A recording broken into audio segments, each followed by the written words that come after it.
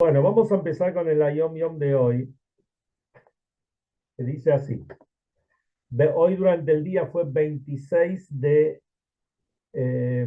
Tammuz. Y cuenta así, en el estudio de la Torá, la persona se entrega a una cosa que quiere entender y llega a entender. O sea, estudiar la Torá es para entender. En la plegaria, en la tefilá, la entrega es hacia lo que supera el entendimiento. O sea, así como cuando estudiamos Torah, la Torah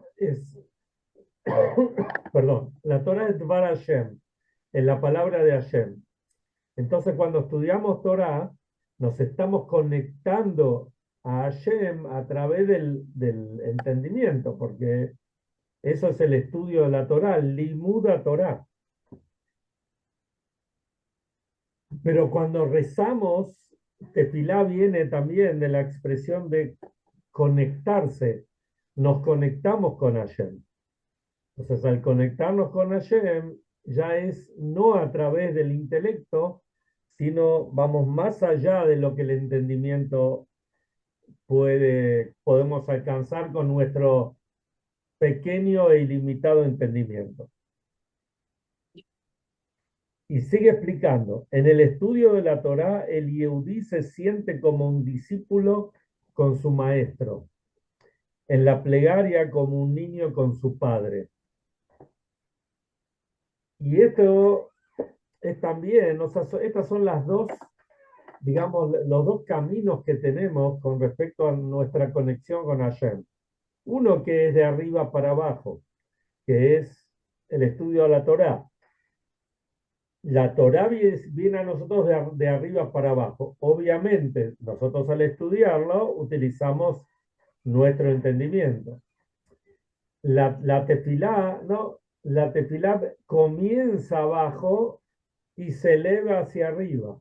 Con la tefilá nos conectamos de abajo hacia arriba y superamos nuestro entendimiento. En lo que se dice en hebreo, se dice bitul, estar anulado.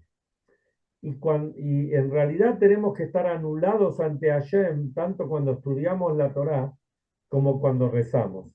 Uno puede decir, bueno, cuando rezo me entrego a Dios para alabarlo, para pedirle, para reconocerle, etcétera. Se entiende que uno tiene que estar anulado ante la persona, en este caso no siquiera la persona, ante Hashem, que es todo. Pero cuando uno estudia, también tiene que haber bitul. También uno tiene que estar anulado ante Hashem. ¿Qué significa esto? Por un lado, uno puede decir, bueno, estoy usando mi inteligencia, estoy de acuerdo o no estoy de acuerdo. Uno tiene que saber que la inteligencia, Hashem con su inteligencia es una sola cosa. Entonces, seguro que lo que es de Hashem es correcto. Uno tiene que tratar de entenderlo. Y aquellas cosas que momentáneamente no entendemos, las aceptamos como a través de estar anulados a lo majestuoso de Hashem. Es como un chico, ¿no es cierto? Un chico a medida que va creciendo, va aprendiendo más cosas. Un chico de primer grado, de primer nivel, puede llegar a entender ciertas cosas, otras tiene que aceptarlas. Uno no puede explicarle al chico que, mira, tenés que comer porque si no comes te vas a shalom, no vas a estar nutrido y no vas a crecer y no vas a poder, esto te puede afectar todo tu desenvolvimiento. Entonces, el chico no entiende esto. El chico por naturaleza tiene esa anulación ante el mayor y lo acepta o debería aceptarlo. A medida que va creciendo lo va entendiendo. Y mientras más uno aprende, bueno, uno se va dando cuenta de muchas cosas. Así también con el estudio de la Torá. Mientras más estudiamos, fíjense que cada año volvemos a repetir las parshiot, repetimos cada lunes es otro lunes más, y cada martes es un martes más, y cada Shabbat es otro Shabbat. Pero lo mismo, no, no es lo mismo, porque cada semana que pasa, cada día que pasa, tenemos que estar un poquito más arriba. Eso también es lo que siempre decimos, Yetziat Mitzrayim, salir de nuestro Egipto, salir de nuestras limitaciones. O sea que no solamente en la plegaria tenemos que salir de nuestras limitaciones, sino incluso cuando estudiamos Torah tenemos que saber que es Dvar Hashem, es la palabra de Hashem, y alzar la palabra de Hashem es un gesed, es una bondad que Hashem tiene con nosotros, que nos deja entender, o por lo menos que pensemos que entendemos determinadas cosas. A medida que vamos profundizando, nos vamos dando cuenta eh, que lo que por ahí, tal vez en una vuelta anterior que hemos estudiado determinado tema, lo entendíamos de una manera, y ahora que lo volvemos a estudiar, lo vemos en un nivel totalmente diferente. El Baal Shem Tov, fundador del movimiento hasídico, Rabbi Israel Baal Shem Tov, él tuvo un hijo. El hijo se llamaba Tzvi, el Rebbe Tzvi. Justamente cuando falleció el Baal Shem Tov, el que quedó como Rebbe fue su hijo, el Rab Tzvi. Pero él, cuando pasó un año, le delegó su liderazgo, lo delegó en el alumno del Baal Shem Tov, que era el Maggid de Mezrich. También tenía una hija que se llamaba Odl, como Eidl, Odl, así se llamaba ella. Y esta Odl tuvo 3 hijos. Uno era Reb Boruch de Mezibush, otro se llamaba Moishe Chaim Efraim, y y una hija que se llamaba Feige. Feige es Tzipora, Feigele, un pajarito. Esta Feige no es, simplemente una clase de historia, sino porque para poder entender de dónde viene lo que voy a tratar de explicar ahora. Feige tuvo un hijo que se llamaba Nachmen, y este Nachmen era el famoso Rebbe Rabbi Nachman de Breslev. ¿Y por qué se llamaba Nachman o Nachman? Él se llamaba por un abuelo. Esta Feige se casó con un señor que se llamaba Simche Bereb Nachman de Orodonko. Entonces, Reb Nachman de Breslev se llamaba por su abuelo que se llamaba Nachman o Nachman. Aquí aprendemos un poquito de la historia del hasidismo. El, el hijo de Odl, que se llamaba Moishe Chaim Efraim, él hizo un libro muy famoso que se llamaba Degel Mahane Efraim. El Degel Mahane Efraim, o Moishe Chaim Efraim, él vivió con su abuelo, el Baal Shem Tov. Y el Baal Shem Tov falleció cuando Moishe Chaim Efraim tenía 18 años. Entonces, en este libro, Degel Mahane Efraim, él compila mucho entre otras cosas que él escribe, él compila muchas enseñanzas que él aprendió de su Zeide, de su abuelo, que era el Baal Shem Tov. Acá lo tenemos, antes hablábamos de Tzvi, y lo tenemos a Tzvi de Mendoza. Así que algo debe tener del hijo del Baal Shem Tov. Bueno. La pelada nomás. No sé si era pelado, eso no sabemos. Bueno, pero cuando dos personas tienen el mismo nombre, hay temas en común. Tiene que ver con la Neshama. Bueno, el Degel Mahan Efraim, él La bondad, cuenta la la bondad. bondad, la bondad ni que hablar, eso ni que hablar. El Degel Mahan Efraim cuenta que él escuchó de su cuñado, que era Reb Nachman de Orodonko, y dijo esto que voy a decir ahora. Eh,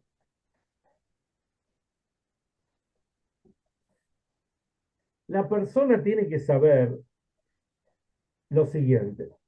Cuando Moshe subió al Shamaim, cuando Moshe subió al monte Sinaí, digamos a las esferas celestiales, para recibir la Torá dice, y esto lo pueden, está escrito en el versículo, dice, Veishlo y Aleima, que ninguna persona suba con vos. O sea, Moshe tenía que subir solo. Explica acá el Degel Mahani Efraim en nombre de su cuñado Reb Nachman de Orodonto. ¿Qué quiere decir que la persona tiene que subir, que Moshe subió solo? Esto es una enseñanza para todos nosotros.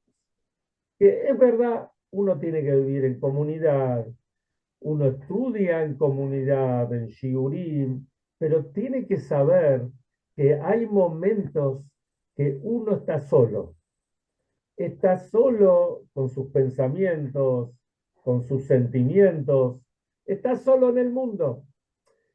¿Esto es un defecto? No, no es un defecto. Es el momento que uno se conecta con Hashem. El momento que uno se conecta con Hashem es un momento maravilloso, un momento singular, especial. Y ese momento uno tiene que estar concentrado, no en lo que dice el compañero, ni siquiera lo que dice el rabino, lo que dice el otro. Tiene que concentrarse uno mismo con sus pensamientos, sus emociones, sus sentimientos para estar conectado con Hashem.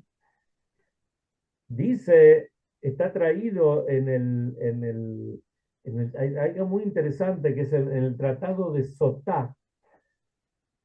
En el final de ese tratado, ahí habla sobre cosas que van a pasar en la era del Ikveta de Meshija. Ikveta de Meshija es la era de los talones del Mashiach. El Rebbe siempre decía que estamos en la era de los talones del Mashiach. Y ahí trae muchas cosas que si uno lo lee literalmente, realmente uno se asusta. Me acuerdo cuando lo estudié la primera vez, estaba todavía en la yeshiva, yo qué momento difícil, ¿no? Porque ahí habla que va a haber mucha inflación en el mundo y que los hijos no le van a dar, van a ser insolentes con los padres. En realidad, el Rebbe cuando lo explica todo para bien. Como todas estas cosas son que un hijo se rebele del padre, con el padre no quiere decir para cosas malas, puede ser también para cosas buenas. Pero muchas de las cosas que estamos viendo hoy en día. Y ahí dice, Pnei Adam que Pnei aquel. Dice, la persona va a ser como el perro. Fíjense qué interesante, ¿no? Cuando vamos, la persona que tiene un perro, yo no tengo perro, pero uno lo ve en la calle acá en Buenos Aires, hay más perros que chicos, y vemos que el perro va adelante siempre. El perro es el que marca el camino. Eh, y entonces, ¿hasta dónde va el perro? Hasta que llega un momento que no sabe dónde seguir. Ahí tiene que esperar que venga el amo y le muestre el camino. Entonces dice que así va a ser cuando venga en esta época. Entonces, ¿qué quiere decir? Uno no tiene que dejarse que suceda esto. Que el mundo sea el que nos maneja, el que nos dice a dónde ir. Todo lo contrario. Uno tiene que estar concentrado consigo mismo para saber hacia dónde tiene que ir. Había un alumno de Reb Nachman de Breslev que nombramos antes, se llamaba Rabbi Natan de Breslev, Reb Nosson de Breslev, que él, sobre el versículo que dice, yo sé o ahora sé que Hashem es el más grande de todos los dioses, digamos, de lo más grande que hay. ¿Qué quiere decir?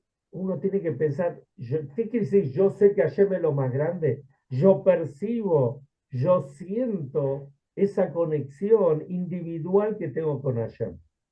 Eso que parte de adentro de uno mismo. Y miren qué interesante, ¿no? que hay cosas que bueno, por ahí uno no se lo pregunta hasta que no surge la pregunta. Pero si vamos a profundizar, vamos a entender. Fíjense, el Cohen, cuando llegaba el día de Yom Kippur, ¿quién hacía el trabajo, todo el servicio en el templo para perdonar a todo el pueblo? Lo hacía el Cohen Gadol, el sumo sacerdote. Y él lo hacía solo. Y más aún, cuando entraba al Kodesh HaKodashim, a la parte más santa del templo, la parte más santa del mundo, y él entraba, que el único día que se entraba era Yom Kippur, y él entraba solo. Entonces, ¿qué quiere decir que él entraba solo?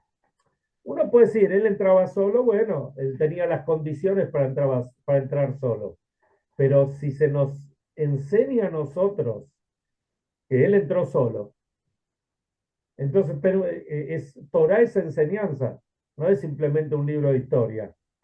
Entonces, ¿qué aprendemos de este detalle? Justamente que, que si yo quiero entrar y yo tengo que entrar a lo más profundo de mí, tengo que entrar solo. No hay otro camino. ¿No es cierto? Uno puede tener la ayuda previa de los maestros, de los padres, de los amigos, de quien sea, todos los consejos. Pero el ingresar, meterse dentro de uno mismo, que eso es lo que representa esto que el Cohen Gadol entraba solo, esto lo tiene que hacer uno mismo. Y fíjense que esto lo vemos también en Jacob Avinu. ¿Se acuerdan la historia que cuando Jacob se fue de lo de Labán? Entonces Jacob dice que se había olvidado unas ollitas, unas chatarras, digamos. Entonces volvió al campamento donde estaba, volvió a buscarlos. Y ahí se apareció, digamos, un ángel, el ángel de Isab, y se puso a luchar contra él. Y ahí dice que Jacob le ganó. No sé, le ganó y ahí lo llamó Israel, etcétera. Como cuenta la historia. ¿Qué dice? Que Jacob también se quedó solo. ¿Para qué nos cuenta la Torah que se quedó solo? Justamente por este tema, que él estaba metido dentro de sí mismo. Y acá después, al entender todo esto, llegamos a un punto maravilloso que tiene que ver con todos nosotros. Dice el Pirkei Avot, en el segundo capítulo del Pirkei Avot, justamente es el que vamos a estudiar este Shabbat. Dice, Bemakom shein ish tishtadel liot ish.